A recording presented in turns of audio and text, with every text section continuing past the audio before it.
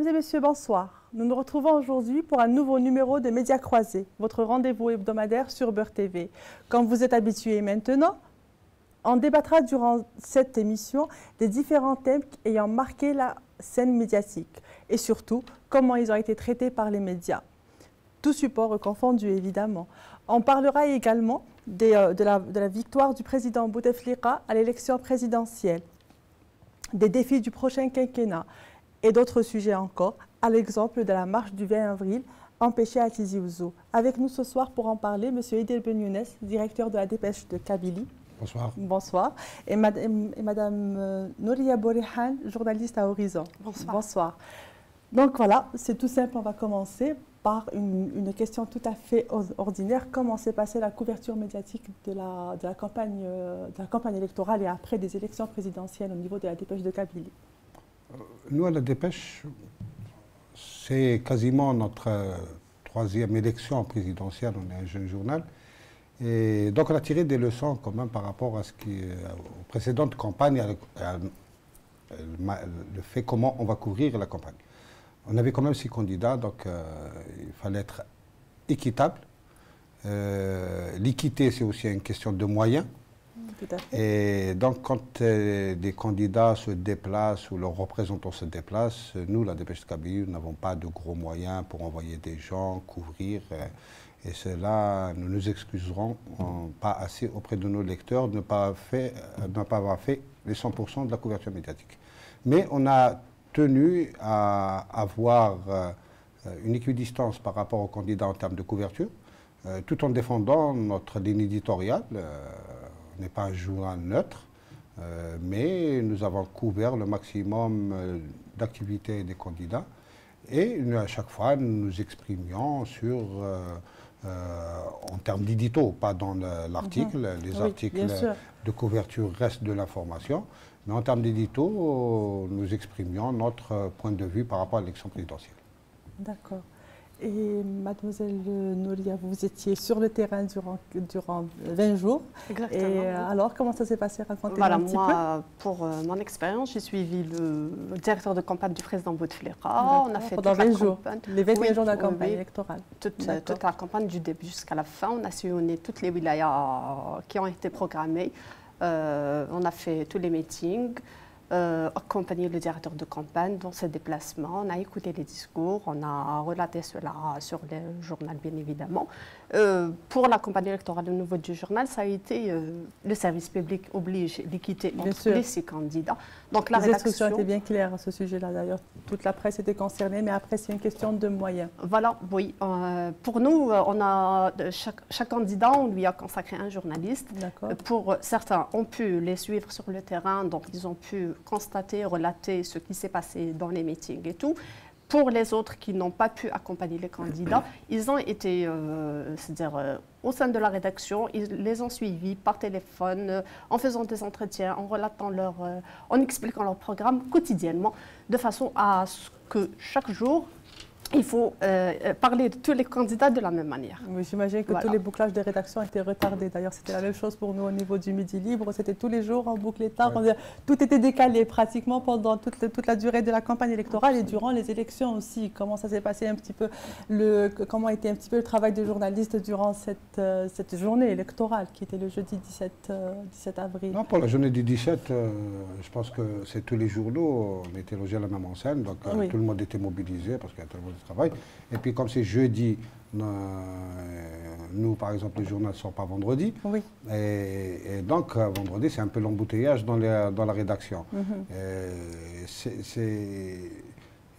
Nos journaux, même les plus grands journaux, je trouve qu'on n'a pas assez de moyens, on n'a pas encore de très très grosses entreprises pour aborder une campagne présidentielle dignement sur un thème professionnel, strictement professionnel, pour pouvoir couvrir tout, faire des analyses. Ce qu'il faut que les gens sachent aussi, c'est qu'un journal, c'est avant tout une entreprise. C'est avant tout une entreprise à gérer. Tout à fait. Et puis vous avez toutes les contraintes de bouclage, qu'il faut boucler tôt parce qu'il y a l'embouteillage à l'imprimerie. Oui, parce qu'il y a les diffuseurs après. Il y a les diffuseurs après, il y a les buralistes qui n'ouvrent pas tôt. Voilà. Et donc tout ça, nos lecteurs ne le savent pas. Oui. Mais bon, c'est hyper stressant de faire un bon journal que vous jugez bon. Chaque équipe juge que son produit est bon. Et si on rate l'impression, on a un beau journal sur les bras. Exactement, ça c'est le pire qui puisse arriver à un journaliste, c'est que de faire le travail après pour qu'à la fin, au bout du compte, le journal est mal imprimé. On n'a pas souvent ce genre de problème, heureusement, mais bon, c'est un problème qui existe aussi parce qu'il y a tellement d'embouteillages à l'imprimerie, comme il disait M. Benyounès. Et après, pour la victoire du président Bouteflika, j'imagine que ce n'était pas une surprise, c'était pas du tout une surprise. Donc comment un petit peu la presse, comment on a pris cette victoire au niveau d'Horizon par exemple? Bon, moi je parle d'abord à mon niveau personnel, j'ai suivi le directeur de campagne et j'étais archi sûre que c'était le candidat Bouteflika qui allait remporter cette élection pour la simple raison, sa popularité. Oui. Voilà. Il avait beaucoup de représentants qui ont fait campagne pour lui, qui ont animé les meetings et tout. Mais Bouteflika, vraiment, c'est un poids lourd, comme disent nos jeunes. Il était vraiment évident qu'il soit élu. Et les électeurs l'ont prouvé ce jeudi. Exactement. Voilà, donc le Conseil constitutionnel il a validé les résultats hier, justement, oui, pour les gens qui font le quotidien dans la presse, notre journal, nous sommes un quotidien de proximité régionale. Donc, pour les gens qui suivent, qui vivent avec la population, qui ont suivi les différents candidats, qui connaissent un peu le pays profond, moi, je ne pense pas que ce soit une surprise. Oui. C'est beaucoup plus une surprise pour ce que j'appelle l'Algérie virtuelle.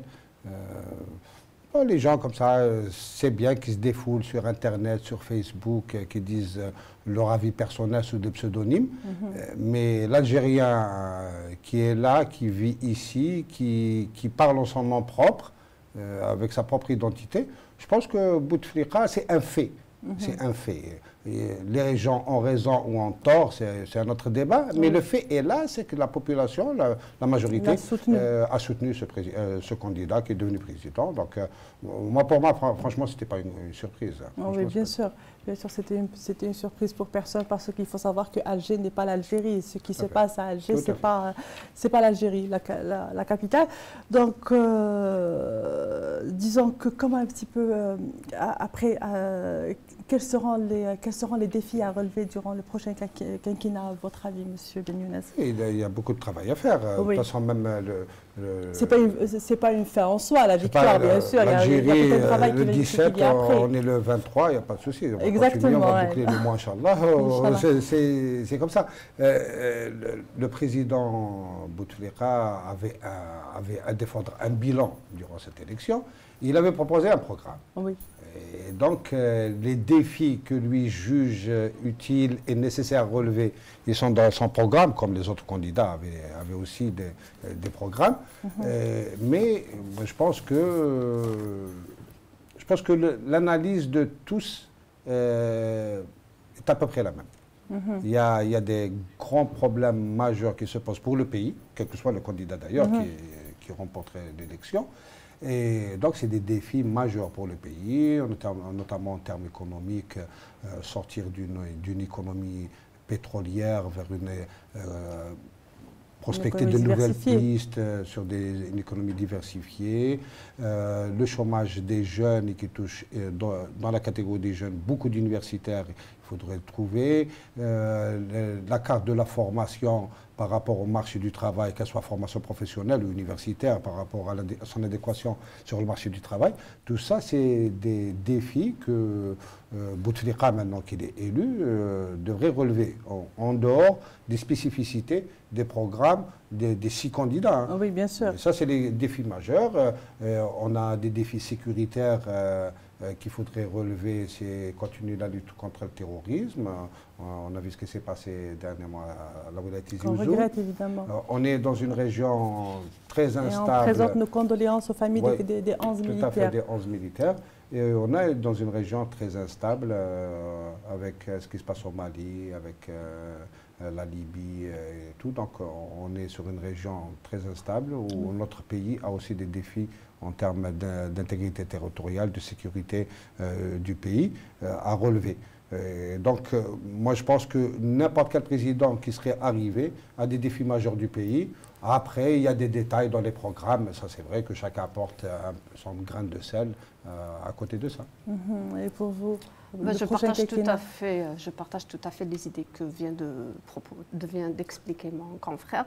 Et j'ajoute aussi, en plus de cela, le projet politique du président Bouteflika. Je crois que c'est le point essentiel sur lequel tous les représentants du président qui ont animé la campagne électorale ont focalisé. Ils ont soulevé beaucoup de détails. Il est question aujourd'hui de parachever les réformes qui ont été lancées en 2011,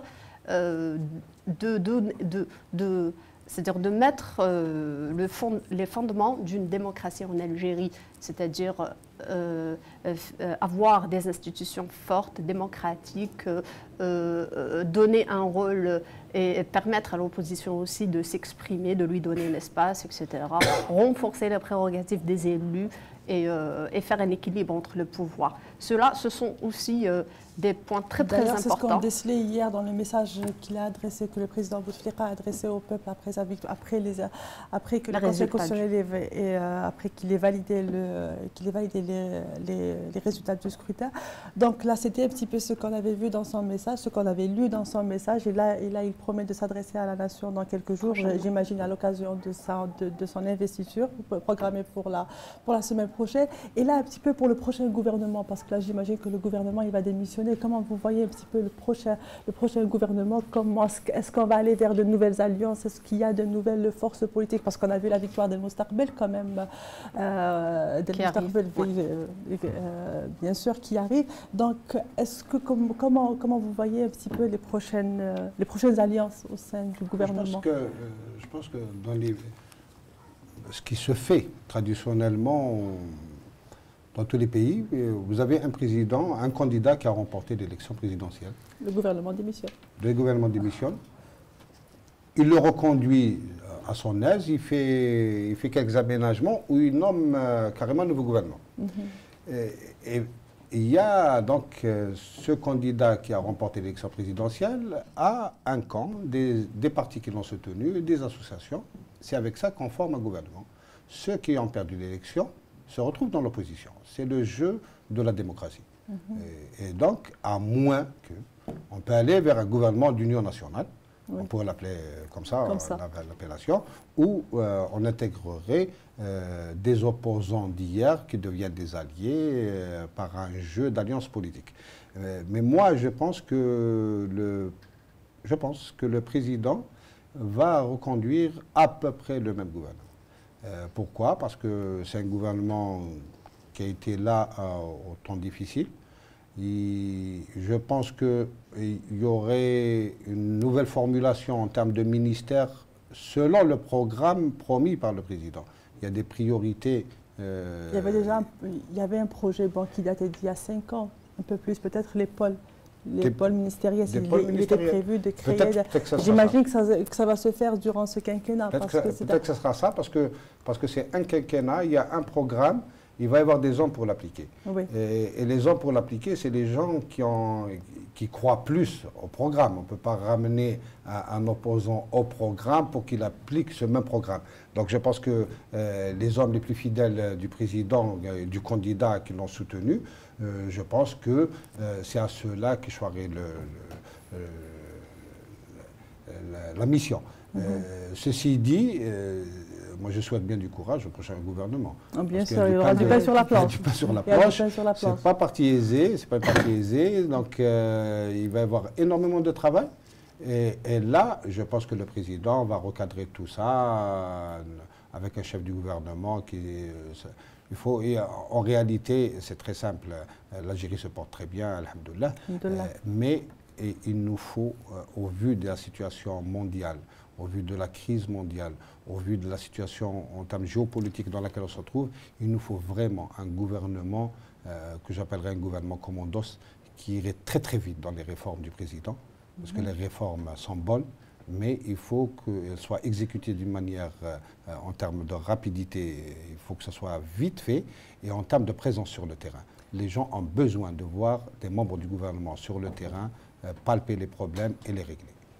Tout à fait. Oui, oui, c'est vrai que beaucoup de choses ont été dites sur ce sujet. On spécule, le gouvernement sera-t-il reconduit?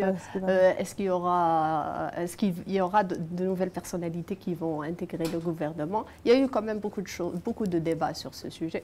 J'estime finalement que cela est... Le dernier mot revient au président de la République qui saura décider, parce qu'on a fait appel à lui pour un peu briguer ce 4e mandat. C'est encore une fois pour sa vision à long terme, pour ses idées. C'est vrai que c'est un programme très ambitieux qu'il a présenté, mais après il faudra des hommes pour l'appliquer. Donc pour revenir un petit peu sur le message du président Bouteflika hier, comment vous avez décelé parce que bon,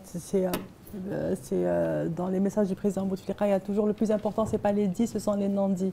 Donc comment vous avez vu un petit peu, quelle lecture vous donnez de cette sortie médiatique du président Bouteflika récemment élu pour un 4e mandat, pardon. 4e. Il le précise, 4e. Les victoires humbles et modestes. Dans le message de Bouteflika, il y a beaucoup de modestie et beaucoup d'humilité, et c'est très bien. Il y a un respect qui a été exprimé par lui-même pour ses adversaires durant cette campagne. Oui. Il y a des remerciements pour le peuple algérien qui a renouvelé sa confiance. Il y a des remerciements pour son staff de campagne. Et il y a quelque chose de très important, c'est qu'il promet de s'adresser aux Algériens dans les prochains jours. Et ça, bon, qu'on le veuille ou non, on a spéculé durant la campagne, avant la campagne, sur sa santé. Bon, il apparaît aujourd'hui comme quelqu'un qui a remporté une élection présidentielle, c'est pas rien, pour une 4e fois. Oui. Donc c'est rarement vu qu'un peuple accorde sa confiance 4 fois à la même personne. Et je crois que notre président nous a habitués à l'humilité et à voir plus loin que la victoire en elle-même, où il vient bomber un torse. Je crois que déjà le président s'inscrit déjà dans l'application de son programme. C'est un programme, mais il ne faut pas oublier, ce n'est pas un programme jusqu'au 17, c'était un programme de Bouteflika et de son staff. Exactement. Au jour d'aujourd'hui, après le 17, c'est des promesses qu'il a données aux Algériens et qu'il est tenu de respecter. Bien sûr. Parce que quand on promet, c'est bien une élection durant la campagne, on peut promettre, mais une fois qu'on est élu, là, moi en tant que citoyen, je suis en droit de dire vous avez promis et il faut l'appliquer. Exactement, tout à fait. Donc là, pour parler un petit peu des élections présidentielles de l'autre côté de la Méditerranée, nous avons avec nous en ligne, je ne sais pas s'il est prêt, Monsieur Chafik Abdi, qui était le directeur de la communication pour la campagne de Monsieur Bouteflika à Paris et en Europe. Donc je ne sais pas s'il m'entend. Monsieur Chafik Abdi. Oui, bonjour, c'est un. Bonjour Monsieur Chafik Abdi, comment allez-vous? Ça va, je vous remercie. Bonjour tout le monde. Bonjour, nous avons avec nous sur le plateau Monsieur Idil Benyones, directeur de la dépêche de Kabylie, que vous connaissez, j'imagine. Bonjour Idil. Bonjour Chafik, mon ami. Et Noria Bolihan de Horizon. Bonjour. Bonjour. Voilà, donc nous parlions un petit peu de la campagne électorale, comment ça s'est passé, et du jour du scrutin. Donc est-ce que vous pouvez nous dire un petit peu comment était l'ambiance à Paris? Alors la campagne a été intense, elle a été très intense, parfois elle était un peu dure, mais à chaque fois on se dit que c'est toujours très court. 21 jours c'est trop court parce que n'oubliez pas que la communauté commence à voter 5 jours avant donc les concitoyens en Algérie. On a commencé à voter le 12 avril. Vous avez en moyenne 30 à 40% de nos concitoyens qui sont inscrits sur les listes électorales par rapport à ceux qui sont immatriculés dans les postes consulaires. Et parmi eux, donc, vous avez le tiers qui se déplace régulièrement pour voter. Oui. Bien entendu, au niveau des villes françaises, il y a eu une intense activité de la part de la direction de campagne d'Abdelaziz Bouteflika. Il y a eu 4-5 meetings en tout avec des rencontres de proximité. et un grand meeting de clôture le 6 avril à Paris. D'accord. Alors tous les meetings ont été animés par Ammar Ben Younes et Ammar Ghoul, accompagnés de quelques responsables locaux. Et il y a eu énormément d'échanges avec la communauté. Il y a eu des opérations de tractage, il y a eu des opérations d'affichage. Et puis, on a aussi ouvert des permanences pour se rapprocher de la communauté. Justement, parlez-nous un petit peu de la communauté algérienne à Paris. Est-ce qu'en France en général, est-ce que la victoire de Bouteflika a été une surprise pour eux? Non, non, non. À mon avis, ce n'était pas une surprise. Je ne vais pas vous raconter n'importe quoi en vous disant que ceux qui se sont déplacés pour voter, dans la plupart des cas, c'est des gens qui se sont déplacés pour voter pour Bouteflika. Et voilà, ils votent pour la stabilité, ils votent pour le changement par l'apaisement, le changement à l'intérieur des institutions. C'est une communauté qui refuse et qui rejette la violence, qui rejette toute idée de changement par la rue. Alors vous avez par exemple en France, le résultat d'Abdel Bouteflika, il dépasse les 70%. Des suffrages exprimés. Des suffrages exprimés, tout à fait. Oui. Et le deuxième candidat, il a obtenu, je crois, 15 ou 16%. Oui, donc d'accord, c'était prévisible. Et quelles sont les attentes maintenant un petit peu de la communauté algérienne à l'étranger? Quelles sont à travers le programme qu'avait présenté M. Bouteflika pour notre communauté, qui est quand même très ambitieux, parce que là, il a parlé de l'accès au logement public, il a parlé de l'accès à l'enseigne pour nos jeunes émigrés. J'imagine que ça n'avait pas été fait avant. Donc, comment ça a été perçu un petit peu tout ça là-bas? Tout à fait, Siham.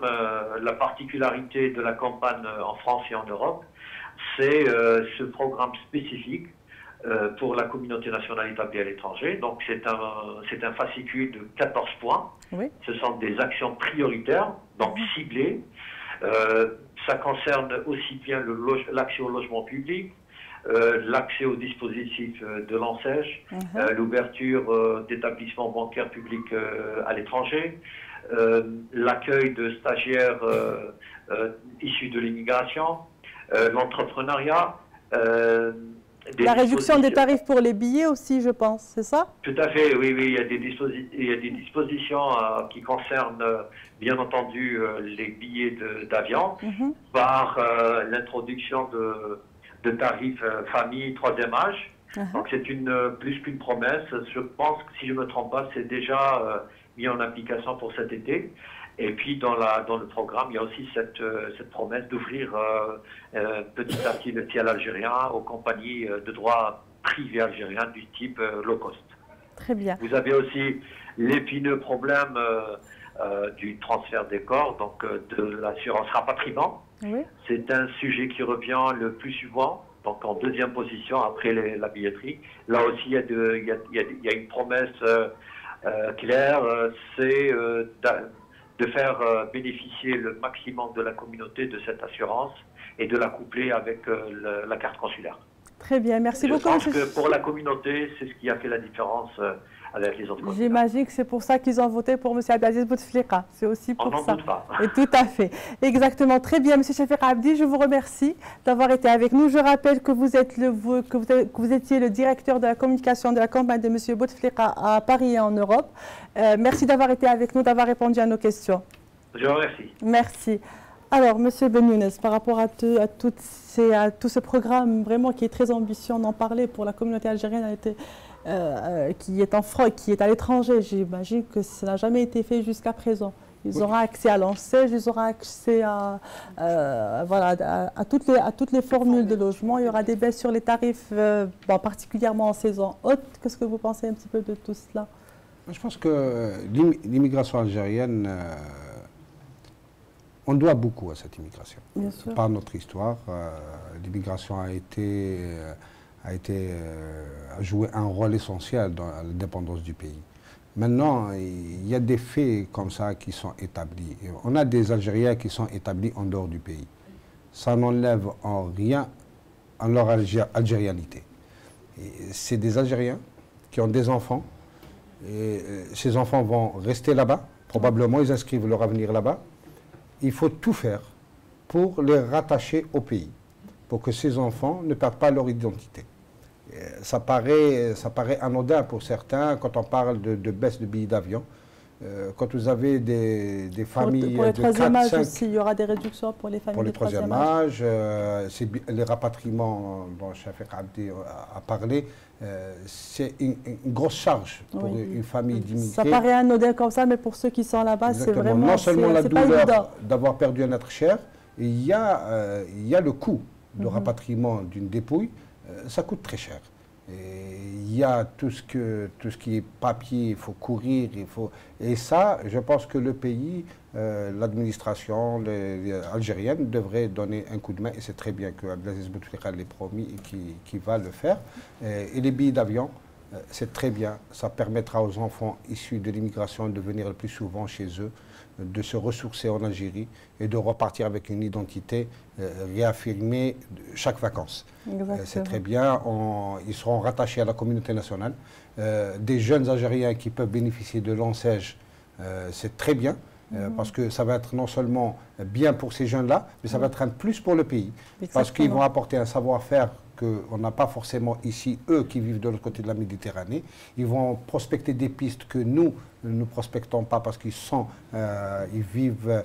Ils ont un œil externe, tout simplement. Un œil externe, donc c'est tant mieux que toutes ces mesures soient prises. Et pour l'immigration, c'est très très important. Nous avons une forte communauté.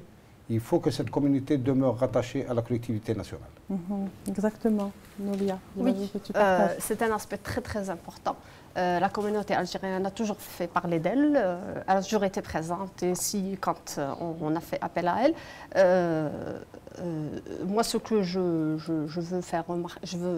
veux relever, c'est aussi le rôle qu'elle peut jouer dans le prochain programme, dans l'application du prochain programme du président. Nous avons un plan ambitieux d'industrialisation du pays, une relance de l'économie nationale, la création d'entreprises, de grandes entreprises, la relance de la production nationale. Ce n'est pas rien. On ne peut pas le faire entre nous. On a besoin d'expertise, on a besoin de gens spécialistes, on a besoin de leur génie.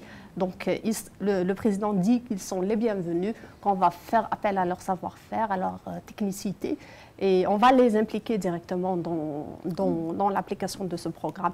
Et ce que propose, c'est-à-dire le logement, les dispositifs, etc., ne sont que des moyens pour un peu les inciter encore davantage à venir, à s'installer, à donner plus et mieux pour le pays, bien sûr. Pour le pays. Là, avec vous, alors on va regarder un petit peu les unes des journaux de cette semaine, ce qui a fait l'actualité.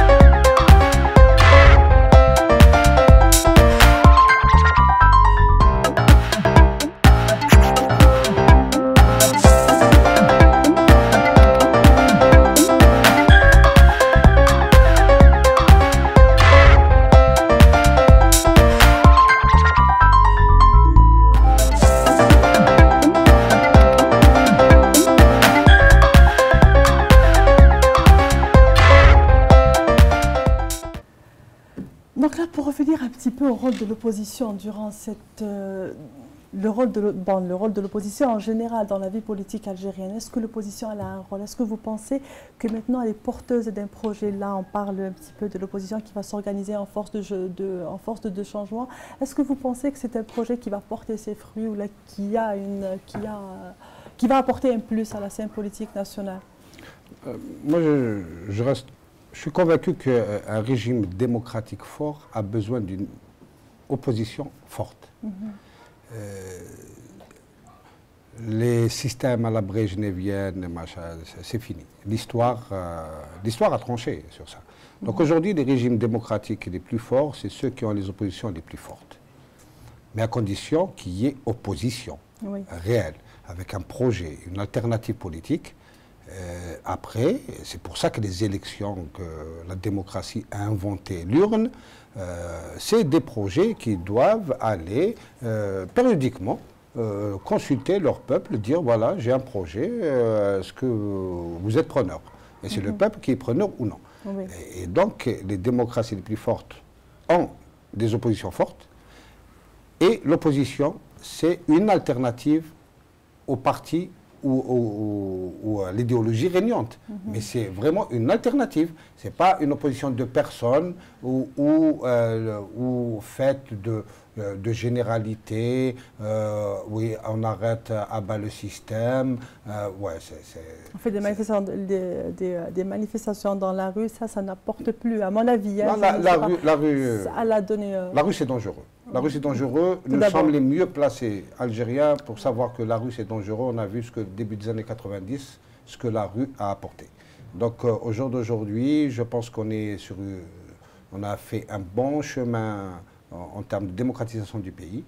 Vous savez, en démocratie, généralement, on a un temps où on débat,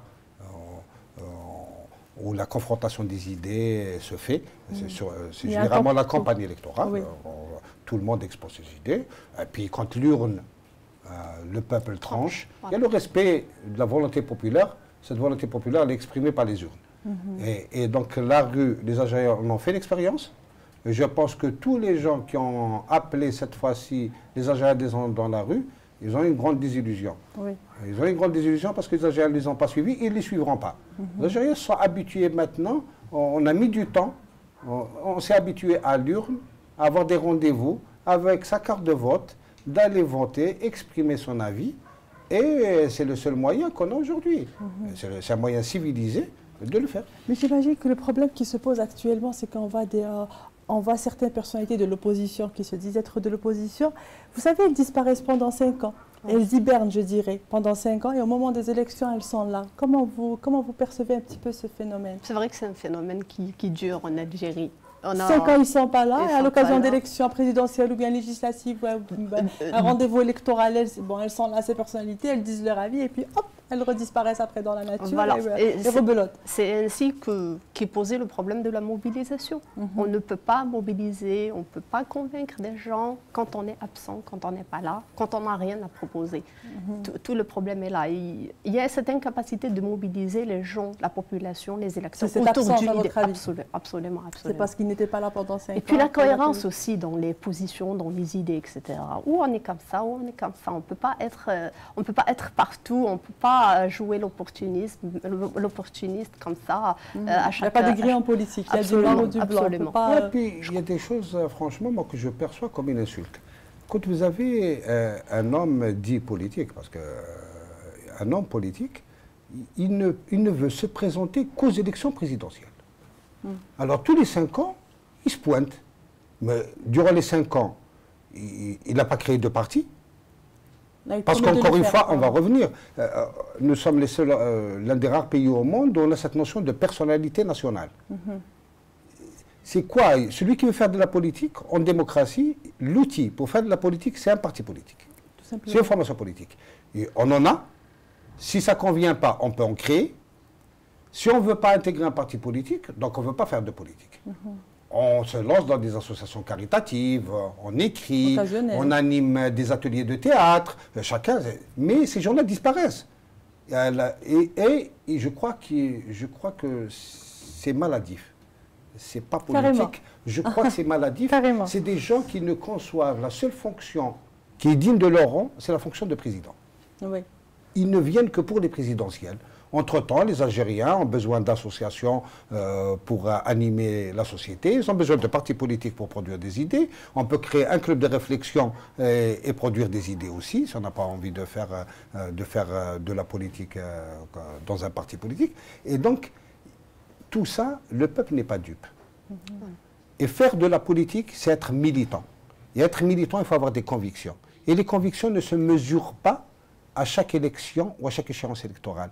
Un militant qui a des convictions, il est là tous les jours à travailler dans son quartier, à travailler dans son lieu de travail, à contacter des gens. Et le jour où il ira aux élections, c'est tout cet investissement qui va être soldé par les élections par une sanction, positive ou négative. Mais quand on disparaît, on arrive comme le Messi, le Mahdi Montazar. Le Mahdi Montazar, il arrive, bon, je vote pour lui parce qu'il a des beaux yeux. Parce qu'il a des beaux yeux, parce que je ne connais pas son programme. Hein. On ne connaît pas les programmes. Exactement. Exactement. Donc, il y a une perversion de la pratique politique qui fait qu'on a encore cette notion de personnalité. En politique, il n'y a pas de personnalité. Il y a des hommes politiques qui se donnent des instruments pour réaliser un programme, pour monter au pouvoir. Et ces instruments, la démocratie n'en a inventé qu'un seul, c'est les partis politiques. Donc, un homme qui veut faire, ou une femme qui veut faire de la politique, ou elle intègre un parti existant, ou on en crée un. Tout simplement. Et comme ça, on fait de la politique. On n'a pas à se cacher. Parce que c'est quand même insultant pour beaucoup de militants politiques. Quand des militants politiques s'investissent pendant 10 ans dans leur parti ou dans leur association, et que quelqu'un arrive et dit « Allez, vous venez tous derrière moi. C'est moi qui mène la barque. » En plus, dans le levier des autres partis, peut-être. Donc, c'est quand même un peu malsain. Oui, exactement. Oui, tout à fait. Je suis tout à fait d'accord avec ce que vient d'exposer. C'est un sérieux problème. C'est-à-dire il faut avoir des idées, il faut être clair, il faut faire des exposés clairs, il faut militer. Il faut mériter sa place en finalité. Il faut la mériter. Il faut savoir convaincre les gens par des programmes, par des choses sensées. Il faut savoir écouter aussi les gens. Il ne faut pas venir une fois chaque 5 ans ou chaque 10 ans pour dire qu'on est là, qu'on veut faire ça et ça et ça. Ce n'est pas suffisant. Les gens sont... Aujourd'hui, les Algériens sont éveillés. Ils sont ouverts sur le monde. Ils ont le satellite, ils ont l'Internet, ils ont tout. Ils savent comment ça se passe. Ils savent décerner qui sont les gens qui peuvent mener, qui ont un sérieux. Ils savent maintenant décerner le sérieux et celui qui n'est pas sérieux. Ils savent séparer le bon grain de l'ivraie. Absolument. Dire, voilà. Et après j'ai vu moi certains partis là. Ça et là qui remettait en cause l'intégrité de l'élection présidentielle, des résultats sans aucun moyen de contrôle, parce que là nous avions des observateurs internationaux, nous avions des représentants des partis de tous les candidats qui étaient dans le bureau de vote, et là c'était tout le monde qui était unanime à dire que l'élection s'est passée dans de très bonnes conditions, qu'il n'y a pas eu de fraude. Et là, on a vu au lendemain des élections certains candidats qui ont carrément parlé de fraude et qui rejetaient l'élection présidentielle, cette élection, les résultats de cette élection. C'est comme dans un match de foot. Quand on perd un match de foot, on accuse toujours l'arbitre, les mauvais perdants. Vous savez, c'est très simple. Je prends le cas de M. Benflis. Pendant des jours, il disait haut et fort qu'il avait 60 000 observateurs, scrutateurs. Oui. Il y a 50 000 bureaux de vote. Donc il en avait 10 000 en plus déjà, c'est pas mal. Et donc, il y a 2 moyens pour qu'il n'y ait pas fraude dans tous les pays. C'est d'aller voter en masse et de surveiller dur. C'est simple. C'est très simple. On n'a rien inventé. C'est très simple. Et donc, par exemple, M. Benflis disait qu'il avait 60 000 scrutateurs. Je suppose que tous les 5 autres, quand on parle de fraude, parce que Bouteflika a gagné. Donc les 5 autres avaient des scrutateurs autant ou moins. Donc quand on se met à 5, un des 5 a déjà 60 000, on peut surveiller les urnes. On peut surveiller les urnes, on ne peut pas trafiquer. Mais seulement ce qui est encore plus méchant chez nous, c'est pour ça que je parlais de perversion de la pratique politique. Vous avez des partis qui ont participé en 2012, dernière législative et des élections locales. Ils trouvaient que les résultats étaient très bons. Parce qu'ils avaient gagné. Parce qu'ils avaient gagné. Et en 2014, il y a trafic. Et quand vous leur dites pourquoi il y a trafic, ils disent le système est pourri. Ben, c'est le même système qui n'a pas changé depuis 2012 jusqu'à 2014. Et donc, c'est pour ça que je disais tout à l'heure, l'opposition, c'est un projet.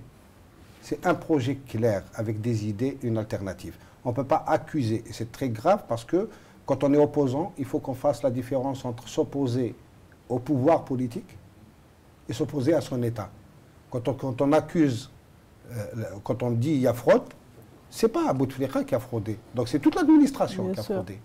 Et l'administration, vous commencez du petit agent de la commune jusqu'au plus haut gradé de l'État, encore une fois, pas du pouvoir politique, de l'État, parce que le pouvoir politique change, l'État est périn. Bouteflika est là aujourd'hui, demain il n'y sera pas, un autre Algérien prendra la succession à la présidence, mais notre État, on devrait le préserver. Et c'est pour ça que je ne voterai pas, moi personnellement, sur des gens comme ça. Ceux qui n'ont pas la notion de l'État, à forte raison, quand on sollicite le suffrage des Algériens pour la magistrature suprême. Et on n'a aucune notion de l'État. On ne peut pas accuser les Algériens de trafiquer pour le compte de X candidats, d'un tel candidat. Et donc, bon, c'est des mauvais perdants. Et puis, franchement, il y a des opposants qui n'ont d'opposants que le nom. Quand on a été licencié du système, parce que c'est des licenciements, on devrait s'adresser à l'inspection du travail. On règle son problème. C'est un licenciement abusif. Mais même si on a quitté le pouvoir politique, on veut reconstruire une nouvelle carrière, on la construit sur un programme, sur une alternative qu'on présente aux Algériens. Et puis on arrête des trafics, on a vu justement certaines de l'opposition qui étaient en plein, qui veulent enclencher des pourparlers pour intégrer le prochain gouvernement. Ça, oui, c'est du paradoxe, c'est du jamais vu. Voilà. Donc, vous pensez que durant les 5 prochaines années, on va revoir les personnalités politiques qui s'étaient adressées à la nation à travers des messages à la veille de l'élection présidentielle pour remettre un petit peu en cause tout ce qui s'est passé. Est-ce que vous pensez qu'on va les revoir durant les 5 prochaines années? On a un rendez-vous très, très important qui nous attend, qui est la révision constitutionnelle. Je crois que toutes ces personnalités, tout comme les formations politiques, avaient été invitées auparavant pour s'exprimer, pour parler du régime politique, pour exposer leurs idées sur ce qu'on veut faire de l'Algérie et quel est le projet de société et le projet politique de l'Algérie. Donc, le président l'avait dit à la veille de la campagne électorale. Il a dit qu'il y aura une révision constitutionnelle avant la fin de l'année. Je crois qu'elles avaient déjà, toutes ces personnalités, ces formations, avaient déjà exposé leurs idées.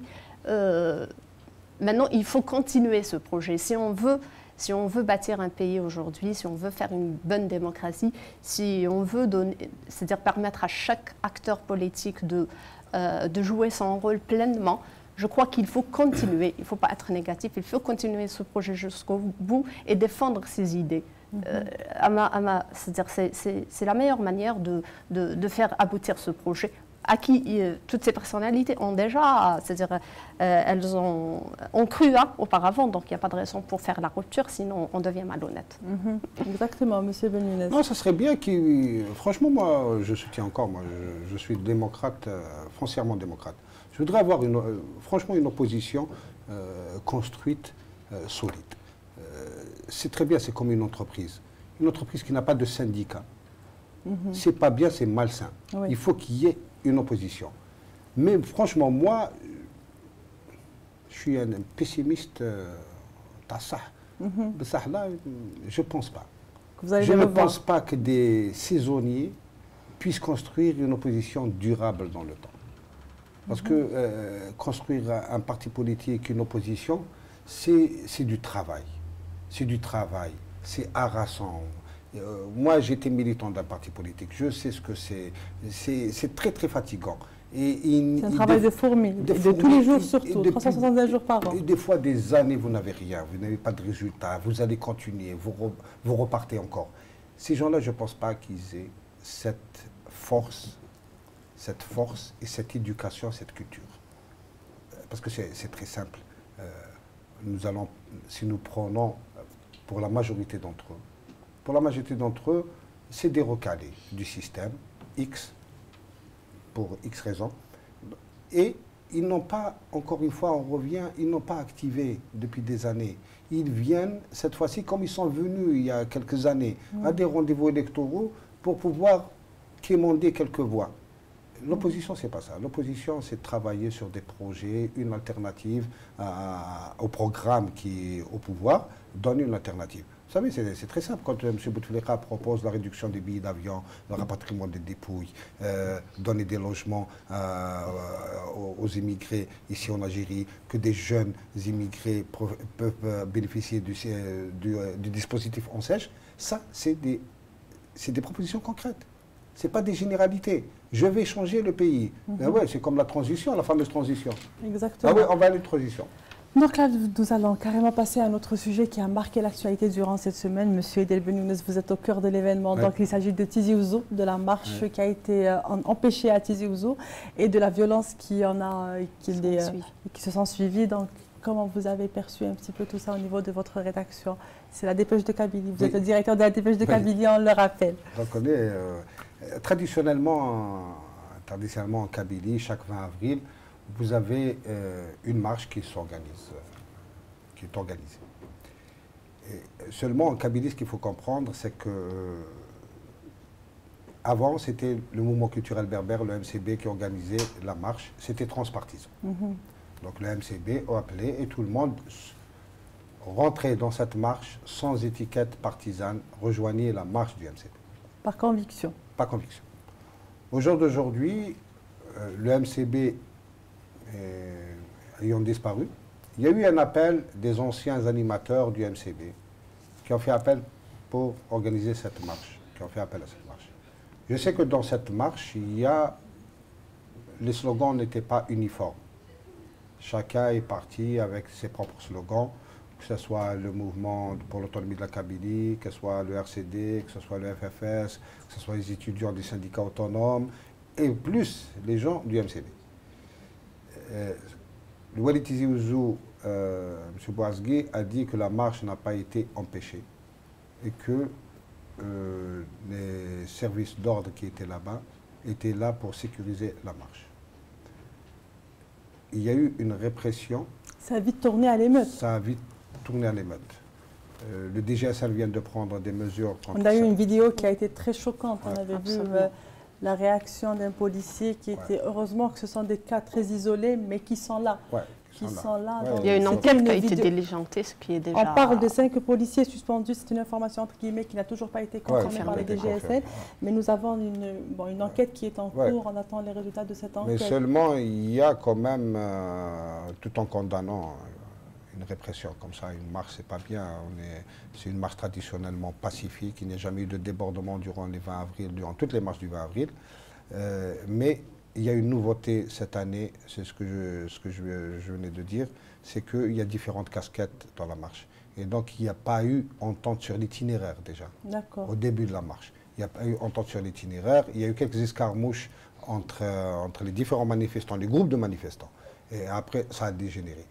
C'est regrettable, d'autant plus que la veille, il y a eu ce malheureux attentat, ce lâche attentat contre des militaires. À Iboudraren. À Iboudraren, contre un convoi militaire où il y a eu 11 morts, 11 militaires assassinés, et donc je pense que la pression en termes sécuritaires était importante sur la ville de Tizi Ouzou. Et que les autorités de Wilaya craignaient aussi le pire avec un rassemblement, une marche comme ça, et la veille qu'il y ait un attentat aussi meurtrier. Donc tous ces facteurs conjugués ont fait que c'est peut-être la première fois où une marche du 20 avril a tourné à l'émeute. C'est la première fois depuis plusieurs années. Depuis plusieurs années, on a vu cette vidéo qui a beaucoup choqué. C'est regrettable, mais en même temps, voilà, c'est qu'on revient sur l'encadrement de la société, sur le militantisme dans la société, sur l'apport des partis politiques, des associations, le rôle de la société civile à l'intérieur d'une communauté. Et quand tout le monde est absent ou peu présent, on a des initiatives comme ça qui peuvent partir sur quelque chose qu'on ne connaît pas. Les gens qui ont fait appel, des militants sincères que je connais personnellement, qui ont donné beaucoup pour la cause de la démocratie et de Tamazirt en Algérie, c'est un appel sincère de ces gens-là.